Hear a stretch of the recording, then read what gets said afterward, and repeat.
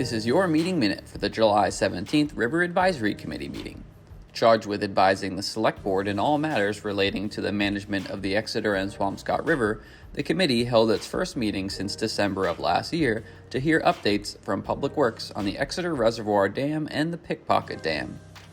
Town engineer Paul Velasic was joined by Stephanie Huduk from the engineering company VHB to present a final version of the feasibility study for the dam, which sits just behind the surface water treatment plant on Portsmouth Ave.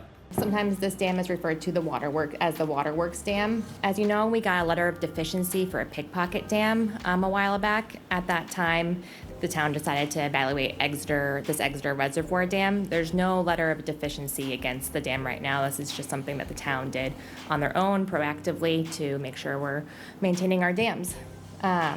So as part of that, we completed an updated breach analysis. The breach analysis found that the dam is correctly classified as a high hazard dam. The reason why is because it overtops Portsmouth Avenue. It also floods the water treatment plant. And then down here is the pump station, this sewer pump station here. So this blue outline here is the 100-year extents from a breach. So we look at the 100-year storm if the dam were to fail. The presentation went on to talk about the current structure and several alternatives should the town want to move forward with modifications to the dam.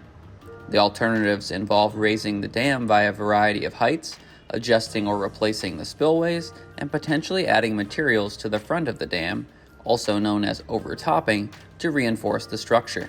You can see alternative 2 is the highest by quite a bit, so that one was automatically nixed from just further investigation, which I'll talk about in a minute. Alternative 3 you can see is the least expensive, but that's also the one that would require wiping out the water treatment plant, which that cost is not included in this. Alternative 4 and 1 are relatively close to each other considering the overall costs. One cost that's not included in these but highlighted at the bottom is that reconstructing that sluiceway to have adequate capacity is around a little over $1 million. So it gets pretty pricey there. But that's something that we would need regardless of the alternative. After a presentation, DPW Director Stephen Cronin talked about the status of the surface water treatment plant, which could be impacted by work on the reservoir dam. Based on the condition of the existing facilities, the current treatment process, and current regulations as well as projected regulations, rebuilding at the site is probably not going to be feasible. The existing facilities are just beyond their current useful life and really would need significant upgrades to meet any sort of new regulations. So the recommendation is likely going to be to replace the current facility at another location. After a continued discussion on the alternatives, the meetings moved on to an update on the Pickpocket Dam project. The project has been awarded a Great Bay 2030 grant for $300,000, but has not received any other grant funding at this time. Paul Velasic described the scope of work that is being planned with the awarded grant funding.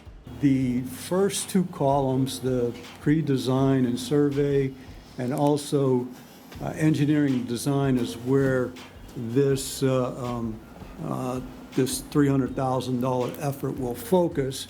But if you look at the very bottom where it says submittal completions on that second column, we will go up to the 60% submission with the Great Bay 2030 funds.